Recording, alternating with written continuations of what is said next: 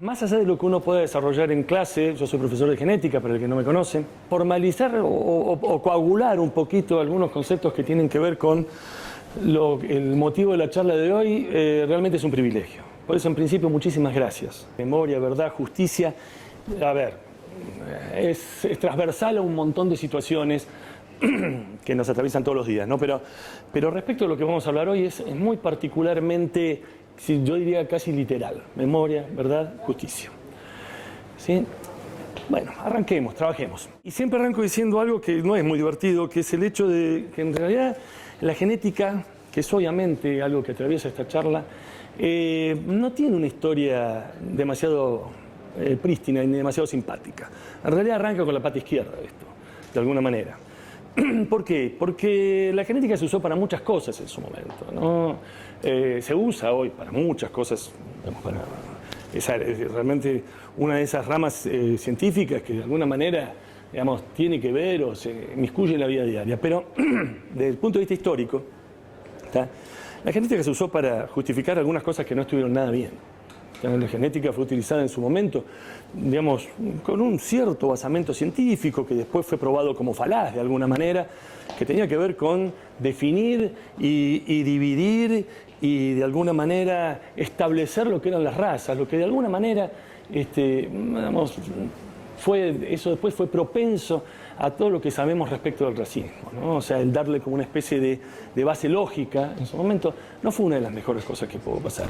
También, durante la Segunda Guerra Mundial, la genética, digamos, no ocupó tampoco un lugar demasiado simpático, sobre todo de lo que tenía que ver del lado de las fuerzas alemanas, de los nazis en realidad, con un concepto que es bastante poco simpático también, que es el concepto de eugenesia, el de nacer bien, el de seleccionar lo que está bien, y así sucesivamente. ¿Está? Entonces, de alguna manera, acá no es que yo venga a reivindicar nada, pero es claro que también, aparte de este tipo de situaciones de alguna manera más que cuestionables, en donde la genética se ve inmiscuido, también podemos verlo desde otros lugares. ¿Está? Si se quiere, arranca el 76, quizá arrancó un poco antes también, ¿no? Donde la dictadura cívico-militar que gobernó el país, o que se apropió del poder, si se quiere, en el año 76 y hasta el 10 de diciembre del 83, entre las atrocidades que sucedieron, existió el secuestro, la desaparición de miles de personas. Estas víctimas de desaparición, estas víctimas de secuestro, desaparición y demás, incluyeron una cantidad no menor de mujeres embarazadas. O sea, parturientas, o embarazadas, o recién paridas junto con sus hijos y demás. ¿Está? Esto de alguna manera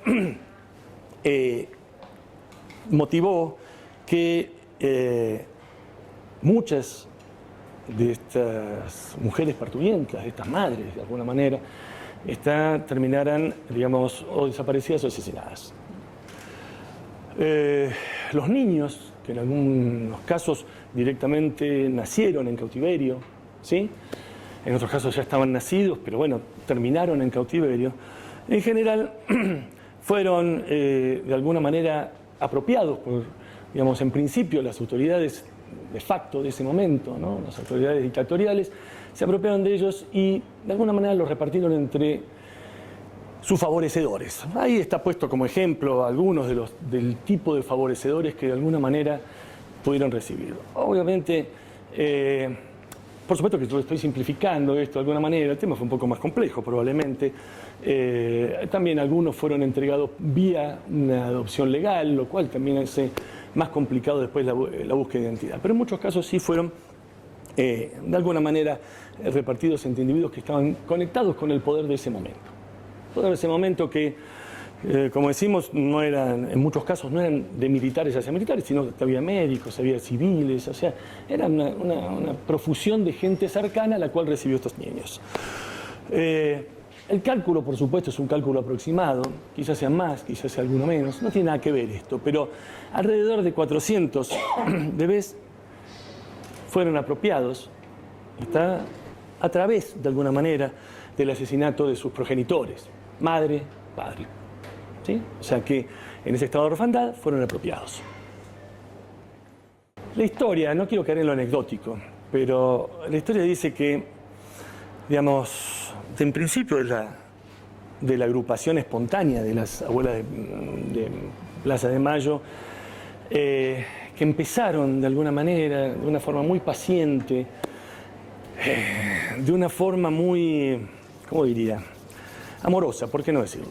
Está a buscar, en principio, a sus nietos. Hay un par de anécdotas que más o menos aparentemente son ciertas o que tienen que ver con la realidad. Es que, habiendo escuchado que por ahí se habían establecido o se podía establecer el dato de filiación entre un padre presunto respecto de un hijo, a raíz de esa noticia, que tiene toda una historia también, porque esto empezó hace mucho, antes de esta situación, en Inglaterra, cuando una madre trató de, digamos, de volver de África con su hijo. Resulta que la madre era aparentemente caucásica desde todo punto de vista, y el hijo era un hijo africano, negro. Entonces las autoridades inglesas lo separaron, o sea, de alguna manera no le creyeron a esa señora que ese era su hijo, porque el padre no estaba ilocalizable, no era en época de celular ni nada por el estilo, el padre estaba ilocalizable en África. ¿Está? Entonces resulta que, digamos, frente a este tipo de situación lo separaron. Había un zoólogo en ese momento, un tipo bastante brillante, que estaba trabajando con lo que era, de alguna manera, la búsqueda de marcadores genéticos, la búsqueda de marcadores y de productos genéticos, de alguna manera, que podían identificar finamente el material con que él trabajaba, que eran mamíferos, en realidad. Y quería separarlos y dividirlos como en algo similar a raza. Además, bueno, su trabajo, en definitiva. Lo contactaron. Bueno, perdón. Yo me siento en familia también tomo lo de Rodolfo, yo también me siento en familia, así puedo hablar como quiera. Entonces, este investigador, pensó que era posible establecer el dato de filiación entre esta mujer y su niño. Establecer el dato que en ese momento era para ellos una incógnita, o sea, podía ser la exclusión de la maternidad o la inclusión de la maternidad, o sea, podía ser cualquier cosa. Trabajado en esto, la historia tiene final feliz, dio que ese niño era tan hijo de esa mujer que la probabilidad que no lo fuera era 1 sobre un número tan grande que eran más que los habitantes que estaban en la Tierra. O sea, que en realidad era imposible, de alguna manera, muy improbable, que fuera hijo de otra persona. Bueno, final feliz, madre e hijo se fueron y terminó la historia. A raíz de este tipo de anécdotas, no es la única, aparentemente las abuelas de Plaza de Mayo empezaron a pensar en la posibilidad, no de dejar su labor detectivesca, que la siguen teniendo hasta hoy. ¿Está? Porque hay que decir esto también. O sea, más allá de cierta técnica que se puede emplear para asegurar la filiación, también está una labor terriblemente artesanal, que es la de buscar, conectar, percibir, convocar, en este caso.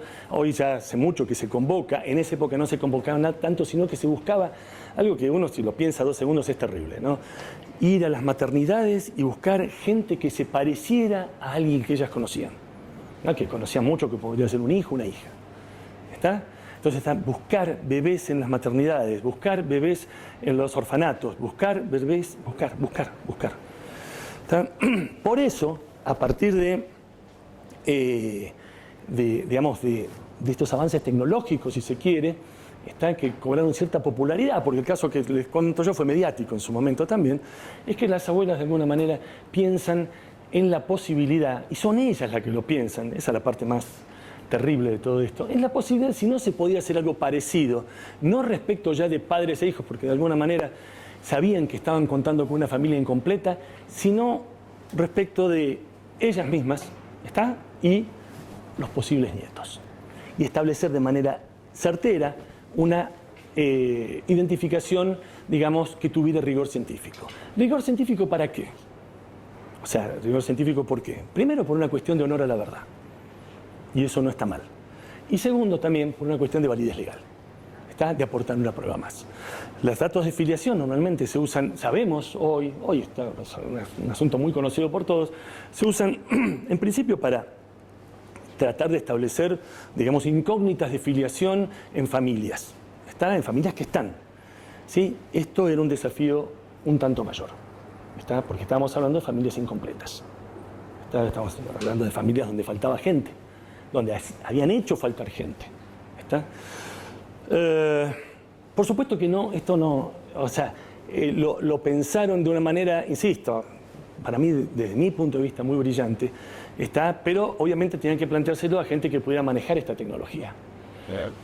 Para manejar esta tecnología convocaron, o nada que convocaron, en realidad se conectaron, en principio con un genetista muy conocido, ahora vamos a referirnos a él, y después, digamos, a través de eso se formó un equipo de trabajo. En biología experimental, eso, yo veo caras conocidas de algunos alumnos acá que deberían estar en clase. No, ¿cómo que no? Sí, clases. Honestamente, o sea, los que trabajamos en alguna cosa que tenga que ver con biología experimental sabemos que todo esto depende de un grupo de trabajo. ¿Está? Entonces, las abuelas pacientemente se conectaron en principio con un genetista, pero después abrieron el juego, este genetista abrió el juego también, y se conformó un equipo de trabajo multidisciplinario. Víctor Benchasadeh era un genetista, no lo matemos, es un genetista muy conocido. En su momento, en el año 75, había sido amenazado por un grupo paramilitar que era la AAA, lo cual ocasionó que Víctor se tuviera que exiliar en Estados Unidos. En Estados Unidos hizo una muy buena carrera. Es una carrera brillante, ya tenía una carrera buena acá, entonces, digamos, de alguna manera mejoró y perfeccionó esa carrera en Estados Unidos. A él se lo contactó en principio. Se lo contactó en principio, primero porque era brillante, y segundo, es brillante, y segundo por cierta afinidad ideológica también. O sea, se pensó en la posible sensibilidad de Víctor para tratar de alguna manera, de empezar a desentrañar esto. La respuesta de Víctor fue inmediata y fue la típica respuesta que uno reconoce por una cuestión de afinidad de un hombre de ciencia. No dijo lo vamos a hacer, dijo es posible, hay que estudiarlo. ¿Está? Lejos de caer en un pozo de ansiedad, las abuelas lo único que hicieron es empezar a tener algo que les sobra y les sobró siempre, que es paciencia. ¿Está? Algo de lo cual son poseedoras en la mejor de sus formas, paciencia, ante una respuesta que no era la respuesta que uno dice, no, sí, se puede hacer una respuesta inmediata, no. Él, consciente de que había que formar un grupo de trabajo, contacta a las abuelas con Mary Claire King. Mary Claire King es la que aparece ahí abajo, ahí a la izquierda. Las otras son abuelas, las conocemos. ¿Está? Mary Claire King tuvo una respuesta bastante similar, que no se había hecho nada hasta ese momento que fuera exactamente así, y que había que estudiarlo. O sea, cuando uno lee este tipo de cosas, el libro que está ahí arriba, ese que por ahí después alguno agarre que está ahí arriba, cuenta un poco más el detalle de este tipo de cosas que no quiero que en eso, pero realmente es apasionante. Es apasionante como en realidad en principio empezó esto como una incertidumbre muy grande. El resultado de esto, después lo desarrollamos un poquito esto, ¿no? Pero fue, digamos, también un término Nobel, si se quiere, en ese momento, que es el índice de abuelidad. Hasta ese momento se trabajaba en forma firme, con índices de paternidad, o sea, de filiación directa, digamos, de la generación parental a hijos. Como dije, un producto que ese producto tiene que ver con esto, con investigación interdisciplinaria. No todas las personas que están ahí, está Cristian Orrego, está Mary Claire King, por supuesto, Víctor también, Fred Alien, está, y quiero recargarlo, ¿no? En determinado momento, digamos, toda la gente que, menos el que voy a nombrar, que es Pierre Dalu, están relacionados con la biología molecular. Están de distintos lugares, todos sobre todo analizando algo que es crucial respecto de esto, que es la variabilidad que existe respecto de los genomas en una población. ¿Está? Entonces, trabajaban en eso, pero se dieron cuenta que evidentemente para poder procesar la cantidad de datos que necesitaban, ¿sí? Para poder evaluar la variabilidad, digamos, de marcadores genéticos, ahora vamos a referirnos a eso, en el contexto poblacional, ¿sí? Necesitaban de alguien que manejara básicamente las matemáticas aplicadas, en ese sentido la estadística, en definitiva. estadística, para la época, digamos, las herramientas informáticas que existían para el momento, para poder analizar una enorme cantidad de datos y poder procesarlos y llegar a un índice certero. O sea, dense cuenta que a mí me llama, me encanta recalcarlo en el sentido, porque de alguna manera los equipos, digamos, pueden reconocer sus limitaciones y de alguna manera abrirse. Así trabajaron ellas. Y también acá de la Argentina, o sea, la pata argentina de esto era la directora la que era en ese momento, la directora del Laboratorio de Inmunología del Hospital Durán de Buenos Aires, que Ana María Di Leonardo, que de alguna manera también tiene que ver después con otro producto que tiene esto, que es el Banco Nacional de Datos Genéticos. Esto que estamos por ver, o esta gesta de alguna manera que tiene que ver con una investigación interdisciplinaria, está un producto interdisciplinario, está producto de la investigación científica, acude de alguna manera a una demanda social. En mi laburo personal, normalmente en el instituto donde yo trabajo, en el Instituto de Biotecnología, ahí en la Facultad de Ingeniería, tratamos, sí, de conectar, digamos, nuestros productos con el medio. Pero reconozco que no tienen que ver tanto con una demanda social, sino que tienen que ver con una demanda productiva, una demanda económica. ¿Está? El valor, entre tantos valores que tiene este tipo de investigación, que por otro lado, digamos, fue un ejemplo, sigue siendo un ejemplo para el resto del mundo, ¿no?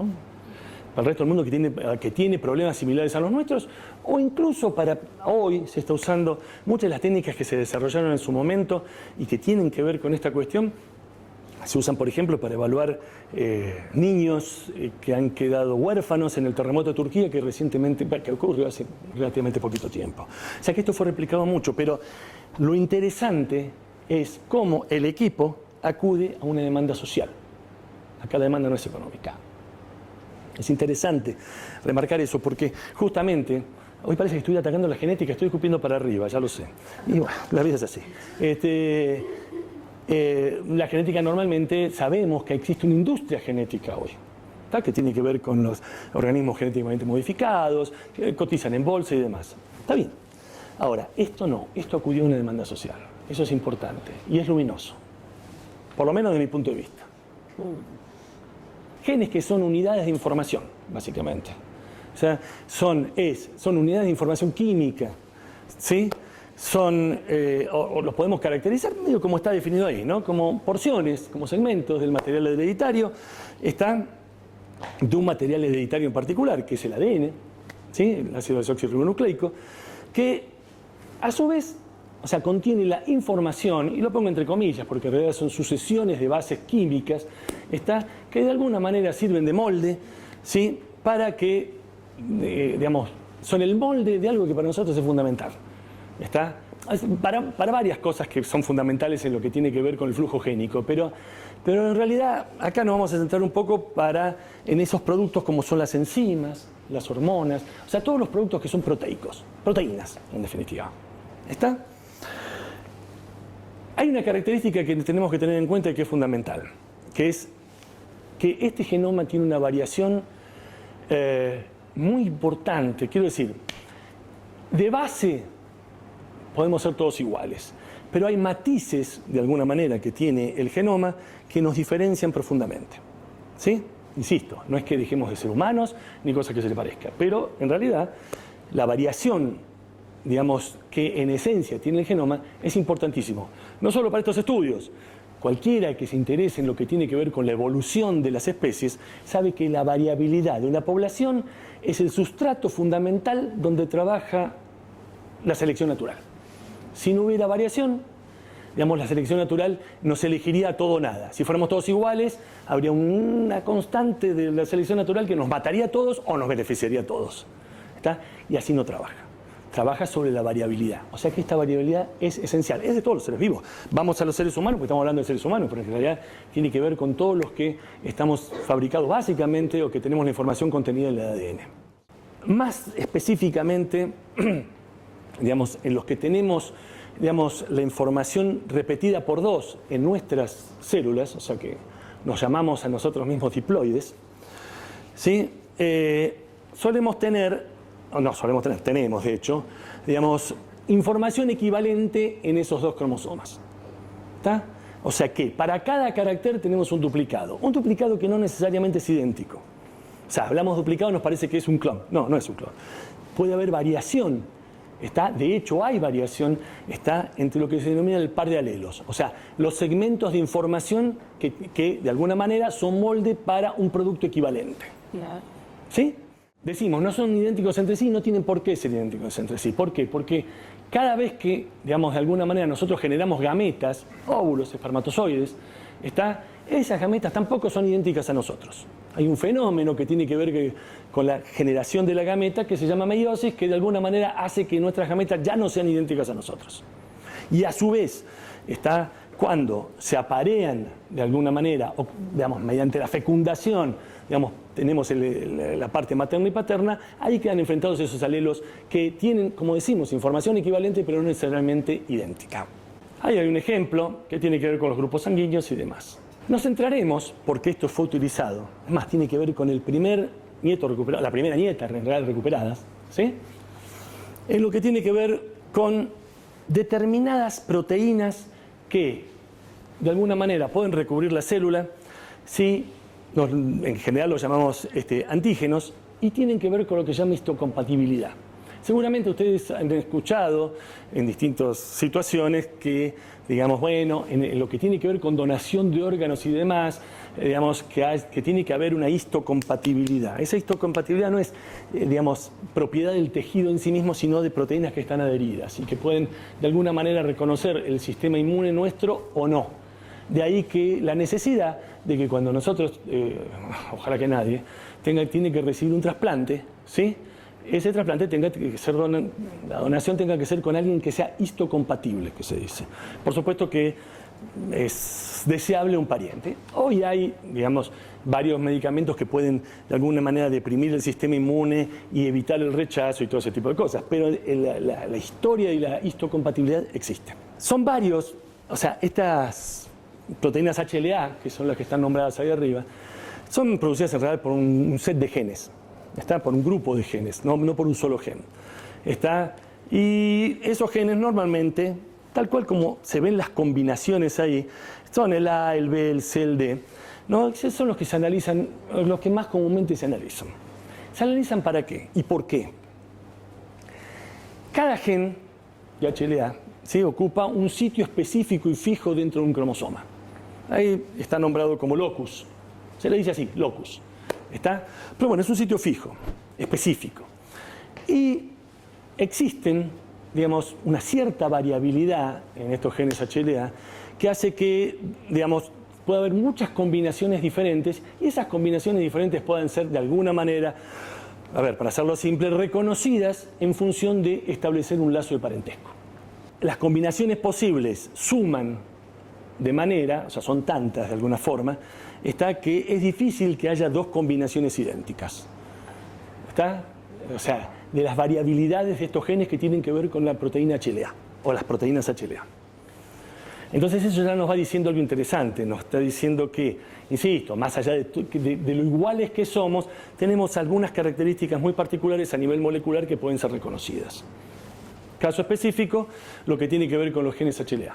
Como cosa general, respecto de esto decimos, bueno, está bien, uno podría pensar, como una primera hipótesis, decir, bueno, yo analizo qué tipo de combinación tiene esta persona de los alelos que decíamos de los HLA y la comparo con un posible pariente y veo qué tan similares son.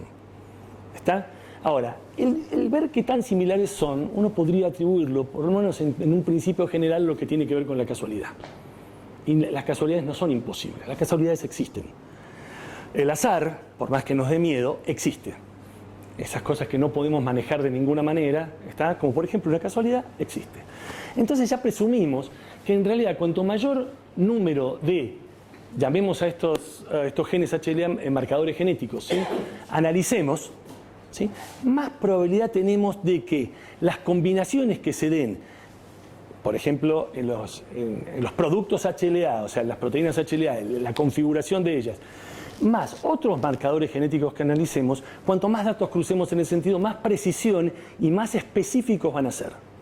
Ojo, algo que me olvidé y que creo que es medio obvio, pero lo recalcamos. cierta combinación, o sea, cierta combinación particular. En este caso hablamos de las HLA, insisto, no es lo único, vamos a nombrar otras cosas. Que tenemos, es heredable. Entonces, está bien, nos define en forma individual, pero de alguna manera nos hace parecernos a algún pariente cercano, algún pariente sanguíneo cercano. Ojo, estamos hablando de padres, hijos, estamos hablando de abuelos, nietas, estamos hablando de hermanos, hermanas, en la línea sanguínea, llamémosle, directa. También tenemos que agregar a esto, y todo esto va a seguir siendo agregando cosas de alguna manera, ¿sí? Sabemos que no todo el ADN, del ADN de nuestro genoma, en realidad se expresa la menor parte, la muy menor parte. Muy menor parte estoy diciendo que se expresa el 2%. Te pueden contar el 3%, pero es lo mismo para lo que quiero decir. Hay más del 95% que no se expresa.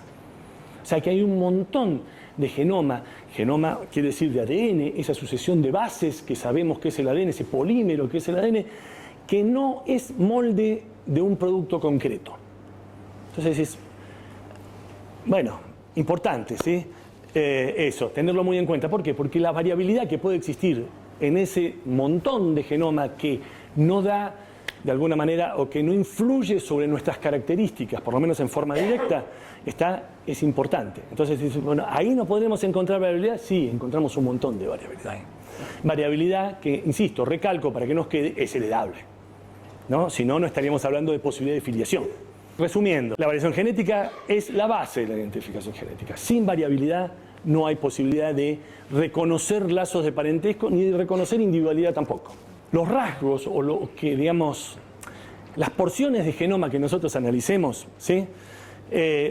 Tienen que tener a su vez un alto grado de variabilidad, porque hay algunas zonas del genoma que no son tan variables. Al no ser tan variables, tramo de genoma se puede parecer al de ella. Y no somos parientes. No somos parientes. No somos parientes. No. Bueno, no charlemos. ¿Qué sé yo? No, uno lo afirma así directamente, por ahí no tiene nada que ver. Por eso, este tipo de rasgos, ¿sí? Este tipo de rasgos que, insisto, no tienen en algunos, no las HLA, ya sí tiene que ver con la inmunología, pero sí otros rasgos que están o que tienen que ver esas porciones de genoma con ADN que no codifica, que no tiene información en principio que se transforme en algún producto, se los puede llamar se los puede denominar marcadores genéticos. Un marcador genético o los marcadores genéticos se pueden analizar en principio de dos maneras. Aquellos que sí son molde, aquellos que sí son la base para, la producción de un producto, que insisto, acá nos remarcamos el producto proteico, se pueden estudiar respecto de la variación de los productos que dan, o sea, qué tipo de producto me da, qué tanto se parecen entre parientes, qué tanto se diferencian entre no parientes, por supuesto, porque esto es tan importante lo que se parecen con lo que no se parecen. O sea, incluir a alguien en la filiación es tan importante como excluirlo, desde el punto de vista del dato. No estoy hablando de alguna manera, de la experiencia de la persona, pero sí estoy hablando del dato. Para quien quiere establecer filiación, abuelidad, ya sea paternidad, maternidad, abuelidad, con cierta certeza, el excluir algo, presumible, de alguna manera es un dato útil. Puede ser doloroso, pero útil. En el caso específico de HLA, y nos vamos mucho a eso porque, insisto, está relacionado con cómo se empezó a trabajar en esto, las variaciones de estos sitios fijos del genoma, de los loci, que se llama del conjunto de sitios fijos, normalmente se denomina haplotipo. Y la persona tiene dos haplotipos normalmente, porque ya lo remarcamos en principio. Tiene uno que tiene que ver con la parte materna y otro que tiene que ver con la parte, materna, paterna ahora. Padre, madre. Si esto lo lleváramos a una fauna, diríamos macho, hembra, lo que fuere, pero acá hablamos de materno-paterno. Entonces,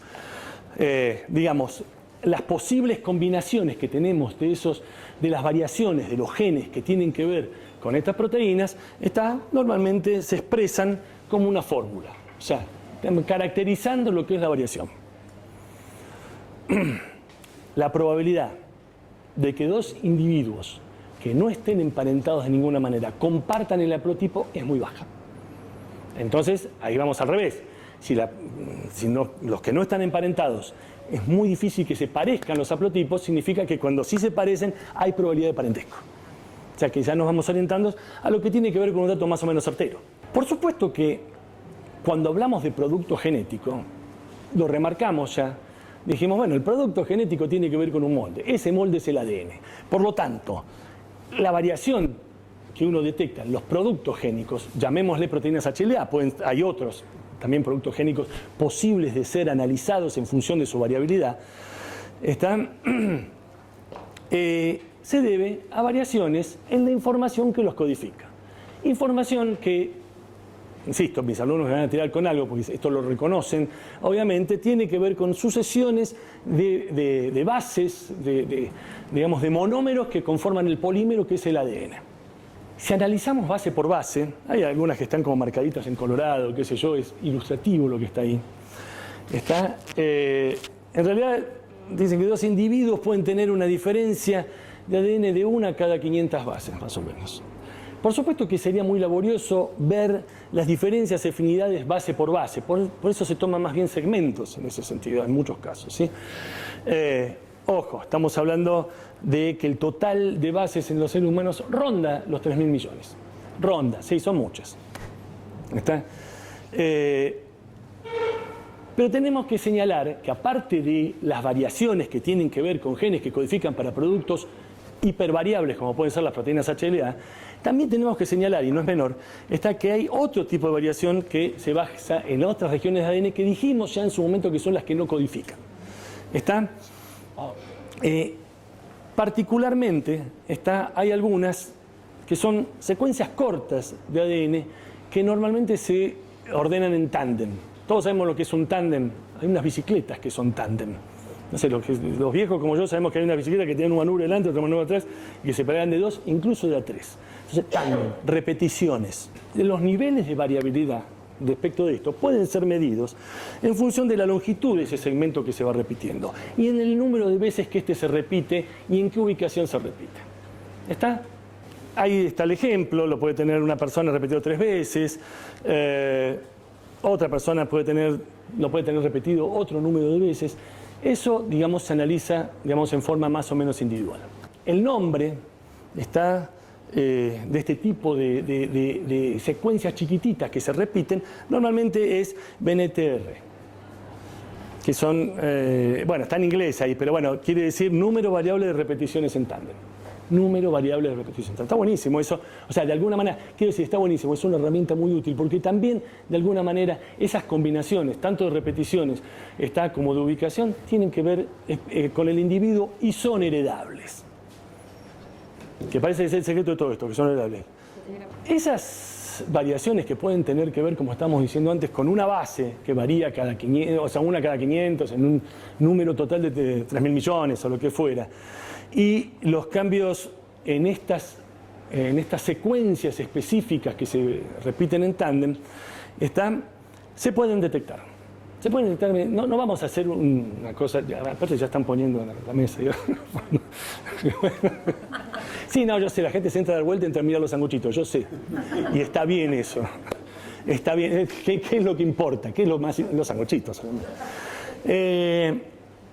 Pero, digamos, tiene y lleva una serie de pasos.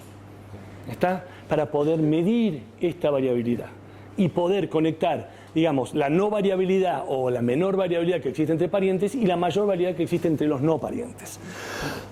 En principio hay que extraer el ADN celular. Por lo tanto, hace falta una muestra. Hoy, digamos, o sea, en principio cuando empezó esto hacía falta una muestra bastante importante que tenía que ver normalmente con sangre. Cuando se trabajaba con el producto génico, que era la HLA que vine mencionando de movida, hacía falta una muestra abundante de sangre. Sabemos positivamente que, sobre todo en lo que tiene que ver con los casos de nietos a recuperar, digamos, ¿sí? Nos enfrentamos a un problema. No siempre uno tiene la muestra de sangre específicamente. A veces no, siempre los parientes fallecen en algún momento. No están. ¿Se puede contar con el cuerpo? Sí. ¿Se puede contar con sacar una muestra de un cadáver? Sí, por supuesto. Pero ahí contamos con una muestra, digamos, de menor cuantía. Quiero decir, una muestra menos abundante. Por suerte, cuando empezó esto, sí, había que contar con la sangre. Había que contar con una muestra, digamos, para lo que son estos manejos, una muestra abundante. ¿Está? El tiempo ha pasado, la tecnología avanzó, ya a mediados de los 80 empezó a usarse una máquina de alguna manera que se llama termociclador, que permite, digamos, secuencias específicas de ADN, amplificarlas, se llama todo lo que uno quiera. Quiero decir que a partir de una muestra chiquita, donde hay muy poquito ADN que me puede servir, porque por ejemplo tiene esas variaciones en tándem que les estoy mostrando, ¿tá? Podemos tener mucha mayor cantidad de muestra. ¿Tá? Eso se llama, como principio general, es la reacción de la cadena de la polimerasa. Vulgarmente se le dice la PCR. Todos estamos familiarizados con el término PCR porque en la pandemia está, y durante la cuarentena específicamente, el término PCR se usó constantemente. O sea, la idea que tiene que esconde esta maquinita es sencillamente, mediante una serie de variaciones que tienen que ver con la temperatura, poder ir teniendo mucho más ADN del que tenemos. O sea que hoy, a partir de una muestra mínima, que puede provenir de un resto óseo, por ejemplo, que puede provenir de un cabello o de un grupo de cabellos y demás, podemos tener la cantidad suficiente de ADN para analizar, de forma de poder detectar esa variabilidad que nos permite establecer el parentesco. Básicamente, digamos, una vez que está extraída la muestra, como sea, por ahí la muestra original, la muestra amplificada, como dé lugar, ¿sí? Eso se corta. Ahí aparecen unas tijeras, la verdad que es un poco cruel la analogía que estamos haciendo acá. Son tijeras biológicas, son enzimas, son proteínas que tienen la probabilidad de cortar el ADN en trozos discretos. Y esa es la manera que tenemos de analizarlo. Una vez que ese ADN se corta, se puede de alguna manera separar esos pedazos cortados en una matriz semisólida. Algo parecido a lo que sería... Sí, yo también tengo hambre. Algo parecido al dulce batata. ¿Está? Sí, pues, bueno, todo me remite a la parte gastronómica. Entonces, ya está, mirá, ya está ahí. Entonces, en esa matriz semisólida podemos, mediante el establecimiento de un campo dieléctrico que se llama, separar ese ADN en pedazos y después utilizarlo y analizarlo. Se lo puede secuenciar incluso. No, incluso no, se lo secuencia. El secuenciarlo nos permite de alguna manera saber si hubo o no un cambio de bases. También podemos, sobre la base de esos geles, es lo que está en segundo lugar, esos son los geles, de alguna manera eso que digo que tiene esa matriz semisólida, yo puedo también de alguna manera, poniéndolo en contacto con lo que se llama una sonda, que es una copia de una sola cadena de un ADN que a mí me interesa, poder buscar ahí una secuencia que a mí me interesa. Buscarla, aislarla, secuenciarla y compararla. No es raro lo que está puesto hacia el final de esta ilustración, que la verdad que es fiera ahora que la miro, pero el investigador está fiero así con esas manitos ahí, ¿no? Pero bueno, nos da algo que ustedes lo ven así, parece un código de barras. ¿Está? Lo ven parece un código de barras. Y no está tan mal eso. En realidad, cuando se le asimila a una huella dactilar, es una comparación un poco extraña, porque la huella dactilar sí tiene un componente genético, pero tiene un componente no genético que tiene que ver con ciertos accidentes del desarrollo, que hace que tengamos huellas dactilares, todos diferentes. O sea que no es tan genético como lo genético que estamos viendo acá. Pero bueno, hecha esa salvedad, en el caso particular de abuelas, porque sabemos que, digamos, la asociación de abuelas, no por nada se llama abuelas, el componente femenino acá es absolutamente preponderante, ¿sí? Son capaces de hacer heredar, no las abuelas de Plaza Mayor, nomás, todas las mujeres son capaces de hacer heredar unos corpúsculos que existen dentro de las células que se llaman mitocondrias. Las mitocondrias son, en realidad se dice organela, que organela, si uno busca la etimología, es como organito, como un órgano chiquitito, ¿está? Que permite de alguna manera o que habilita a que la célula produzca energía a través de un proceso, digamos, donde interviene el oxígeno, por eso se lo llama respiración celular. ¿Está? Esas son las mitocondrias. Y las mitocondrias tienen o sea, ¿quién tiene mitocondrias? El óvulo tiene mitocondrias.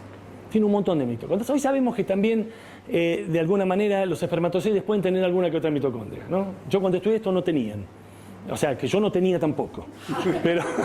Pero después se ve que sí. Entonces, ahora sabe que bueno, lo que va a quedar, tengo.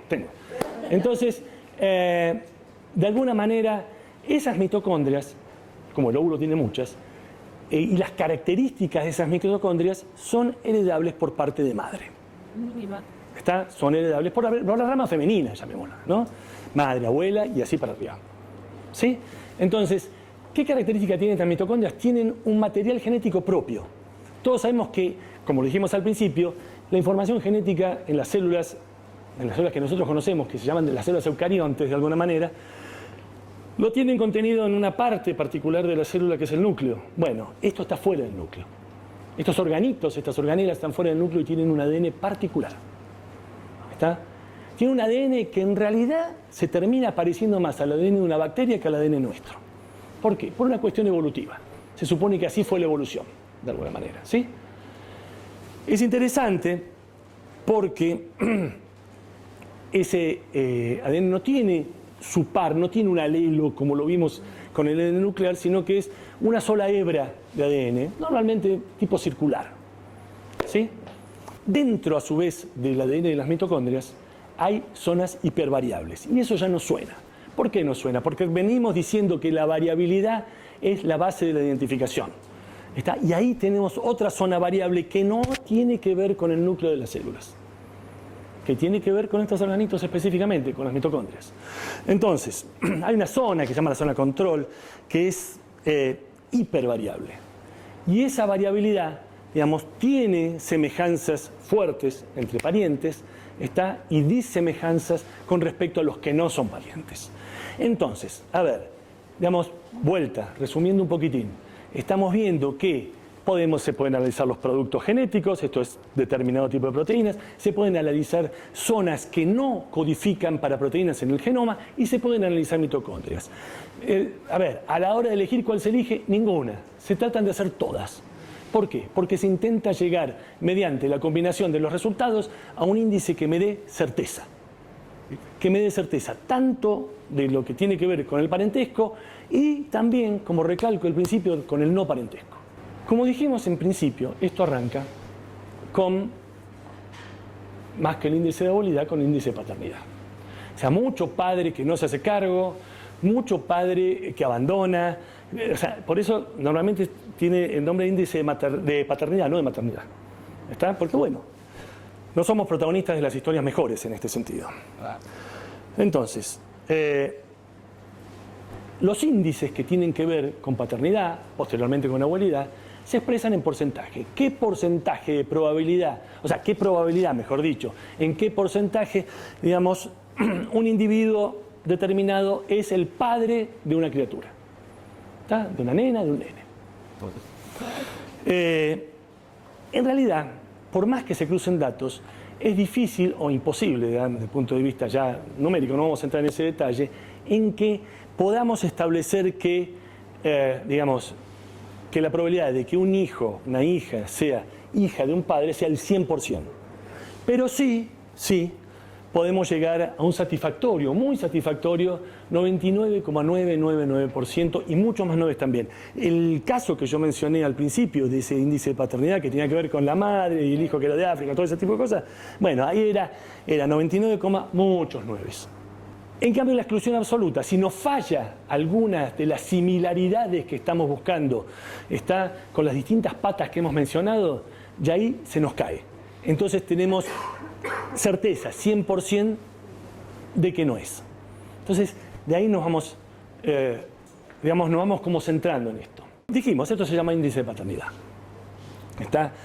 Esto implica, obviamente ya estamos terminando, no me voy a extender con eso, pero sí que esta probabilidad de inclusión y aún la de exclusión implica cálculos complejos. Por eso dijimos que en su momento el equipo que se conformó alrededor de las abuelas, en su momento, era un equipo multidisciplinario que tenía que incluir necesariamente gente que manejara los números, digamos, de manera muy fluida y que trabajara en lo que se llama genética de poblaciones, donde uno puede averiguar determinado tipo de combinación genética, qué tan frecuente es en un grupo grande. Si yo determino qué tan frecuente es en un grupo grande en una población, puedo decir, estos dos se parecen no por casualidad, o sí por casualidad.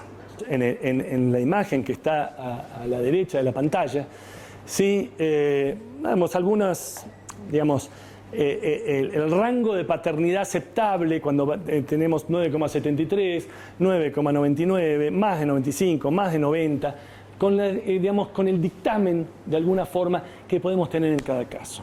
Siempre hay un índice que nos da una determinada certeza. Pero ojo, vuelvo al punto, esto no surge también por la casualidad, está también y sigue estando la labor venerablemente detectivesca que pueden llevar las abuelas para encontrar en principio el candidato que se pueda someter a este tipo de pruebas. No hay que olvidarse de eso. No es que todo esto surge espontáneamente de gente que pasa por el Banco Nacional de Datos Genéticos, deja la muestra y a ver qué. Hay gente que lo hace y hay gente que no lo hace. Entonces, digamos, eso tiene que ver tanto con nietos o posibles nietos como con sus padres, sean apropiadores o no. Eso, insisto, esa tarea no cesa. ¿A qué se enfrentan, a qué se siguen enfrentando las abuelas hoy día? O la asociación, digamos, porque desgraciadamente muchas de las abuelas ya no están. Hay que decir también que muchos nietos se siguen ocupando de esto. Nietos recuperados se siguen ocupando de esta tarea. Eso también hay que decirlo. Pero bueno, tenemos que siempre, que es lo que venimos remarcando, se enfrentaron con evidencias circunstanciales, que se llaman. Insisto, denuncias anónimas, lo que tiene que ver con irregularidades en el proceso de adopción.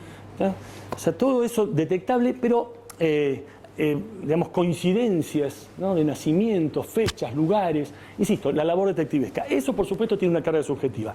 Todo lo que acabamos de explicar ayuda de alguna manera o colabora con darle una cierta objetividad al dato obtenido. Y esa objetividad del dato obtenido, de alguna manera, insisto, tiene un valor legal. Los principios del índice de abuelidad respecto al de paternidad son exactamente los mismos, solo que se enfrenta a mayores desafíos. ¿A mayores desafíos por qué? Por razones que nos parecen, digamos, que por tristes no dejan de ser un desafío a superar, y por tristes que sean, de alguna manera no dejan de ser un dato objetivo. Las familias están incompletas. Por supuesto que al no tener, en muchos casos, muestra de lo que tiene que ver con el ADN o los productos genéticos de los padres, de los niños, niñas, apropiados en su momento o de alguna manera manipulados de esta forma tan cruel durante la dictadura, sí, no tenemos los genotipos de los padres, o sea, no tenemos los datos del genoma de los padres, entonces tenemos que inferirlos a partir de los sobrevivientes. En muchos casos, cruzando datos entre abuelos, abuelas, tíos, tíos quiero decir hermanos del padre, hermanos de la madre, o sea, tíos digamos, sanguíneos de alguna manera, hermanos y demás. Por supuesto que hay el escenario ideal que hubo, escenarios ideales, cada vez hay menos escenarios ideales donde teníamos 4 abuelos vivos. Obviamente, cruzando, digamos, los índices de los 4 abuelos, podíamos llegar a conclusiones un poco más rápidas y seguras de este tipo de situaciones. Un producto, a ver, no se puede decir producto, sabemos que hay muchos nietos recuperados, más de 130. Sobre 400 uno dice, faltan muchos, pero hay muchos. También lo podemos ver de las dos maneras. O sea, lo de adelante para tratar de que siga siendo un desafío permanente y lo que se consiguió como algo valiosísimo. Pero un producto, ya es más producto esto, tiene que ver con esa carencia que tenemos de datos respecto de lo que son los datos genéticos de gente que hoy puede dejar su muestra, pero después puede dejar de estar. Puede dejar de estar presente porque viaja, puede estar presente porque ya no está, porque se muere. Un producto importante y no es único en el mundo, pero realmente hay muy pocos. Y es, digamos, es medio invento argentino esto, ¿no? Virtuoso, como el dulce de leche.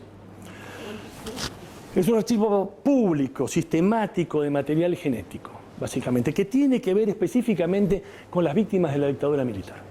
O sea, que todo aquel que tenga algo que ver con eso puede dejar sus datos es la muestra, en realidad, no es...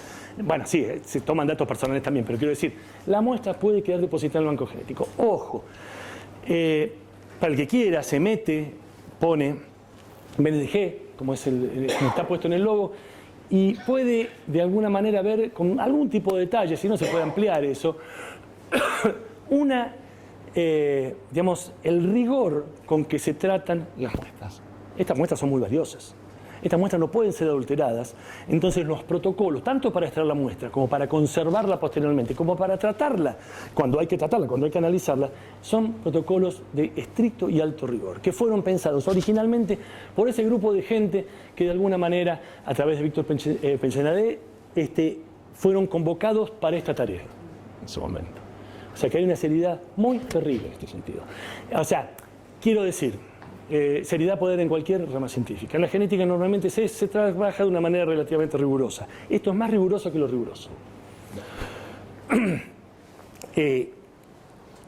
Este producto, que en su momento, digamos, se creó bajo una ley nacional, ¿no? En el gobierno Alfonsín en su momento, como yo hablaba con él antes de empezar, es el producto de esa paciencia y esa perseverancia. Esa gota que horada la piedra que fueron y son las abuelas. Paciencia, perseverancia, amor por su filiación, amor por la verdad, amor por la justicia. Eso realmente se cristaliza en este tipo de situaciones. El banco genético ha tenido sus idas y vueltas. Está bueno que depende de los gobiernos. Teóricamente es autónomo y autárquico. O sea, en principio, por la ley de creación habla de eso. Pero nosotros sabemos que en muchos casos ciertas dependencias del Estado pueden llegar a tener vaivenes respecto de su eficacia y su visibilidad. El banco genético no es ajeno a eso, pero como idea y como institución, yo lo tomo así como institución, tiene un valor incalculable. Y lo que tiene adentro, más valor todavía. Normalmente empezó digamos, teniendo base en el Durán, después hay unas oficinas que son anexas que ya no están en el Durán. Ahí tenemos a la bióloga que lo dirige hoy. Mariana Herrera, es de la UBA, se licenció allá, se doctoró allá. Básicamente se doctoró en lo que tiene que ver con inmunogenética, lo cual lo hace muy afín a los temas que se tratan, o además al tratamiento de las muestras en este banco tan valioso. Ahí tenemos el motivo por el cual hablamos tanto de la proteína HLA. La identificación del primer caso de restitución que tiene que ver con Paula Logares, que se hizo muy conocida en su momento, tiene que ver justamente con HLA. Su índice fue de 99,8 de parentesco, digamos, en este caso está con su abuela Elsa. ¿Sí? Fue del 99,8. No es el índice óptimo, pero ojo, vuelvo a lo que decía en principio, se cruzaron con otros datos. Y eso dio, digamos, una certeza jurídica de la pertenencia familiar de Paula. Por supuesto que como Paula fue de las primeras, no había convocatorias ni cosas por el estilo, fue realmente una labor detectivesca que, digamos, queda para otra vez. Ojo, dijimos y remarcamos que incluir y excluir básicamente eran dos hechos importantes. Hay un ejemplo muy conflictivo, o sea, muy conflictivo porque dio para mucha tela mediática esto que les estoy contando ahora. La mayoría de los que están acá no lo va a recordar esto porque no habían nacido, por ejemplo, ¿no? O sea, en general la gente que de antes de nacer no recuerda tanto. Pero, bueno, lo van a haber leído, tiene que ver con el caso de los mellizos Ricciardo Tolosa. El caso de los mellizos Ricciardo Tolosa originalmente fueron apropiados por el subcomisario Miara, un tipo que está cumpliendo condena en este momento. Samuel Miara, si mal no recuerdo que se llama todavía. Pero hubo, o sea, fue cuando fueron en principio recuperados, no fueron recuperados como Ricciardo Tolosa, sino como Rossetti. O sea, hubo un tropiezo no menor en este tipo de situaciones. El juez Pons, que estaba en aquella época, trató esto de una manera un poco, quizá, exponiendo demasiado a los mellizos, que ya vemos que están grandes. Esta foto es relativamente actual, de un par de años, calculo. Quizás expuso demasiado la situación, quizás se expuso demasiado. Está bien, lo podemos tomar como un tropiezo, lo podemos tomar como un aprendizaje. Eran los inicios de esta historia. No había 132 nietos recuperados, había muchos menos. Y posteriores estudios los ubicaron donde tenían que ubicar con su tío Eduardo, los Ricciardo Tolosa. El tiempo, A raíz de esto se me dio por ver algunos reportajes a los mellizos, porque esta parte tiene que ver con ciertas zonas donde yo viví en alguna época de mi vida. Y bueno, ellos más o menos han resuelto su situación. Le costó mucho. En principio, ellos no querían irse de la familia de sus apropiadores. Después entendieron quiénes eran. Ahora, digamos, a ver, no vamos a hacerlo muy detallado de esto, pero han más o menos cristalizado su situación. O sea, están bien. No en buena relación, en excelente relación con el tío que vemos ahí al medio. Los mellizos son los de las puntas. Por si no se dieron cuenta. No, bueno. Ojo. No hay caso que no pueda tener este tipo de tropiezos. A ver, gente, es ciencia. La ciencia tiene tropiezos todos. De los tropiezos justamente salen los caminos posibles para seguir investigando. Y esto es investigación. Investigación social. Lo voy a remarcar 70.000 veces eso. ¿Qué concluimos? Si es que se puede concluir en algo esto. No concluye porque es una historia abierta. Vamos a empezar por ahí. Pero bueno, siempre para terminar hay que decir algo. Vayan a comer, lo voy a decir, pero un segundito más. Estos métodos de identificación genética tienen un poder de resolución muy, muy certero. O sea, trabaja muy bien. Normalmente, judicialmente, no se toma como prueba única, hay que cruzarlo con otras pruebas, pero digamos es bastante determinante. Eso lo podemos decir. Por supuesto que ha jugado esta investigación social un papel fundamental en la restitución de la identidad y de la pertenencia familiar de mucha gente. En la Argentina, específicamente, tiene que ver con los nietos y nietas de gente desaparecida. En otros países, como se está aplicando en este momento, en España, por ejemplo, tiene que ver con las víctimas del franquismo. Que, lamentablemente, tiene mucho parentesco en algunos aspectos con situaciones que hemos vivido en nuestro país. Desaparición de personas, fosas comunes, digamos, y otras crueldades, de alguna manera, que tuvieron que ver con una época bastante oscura de la madre patria.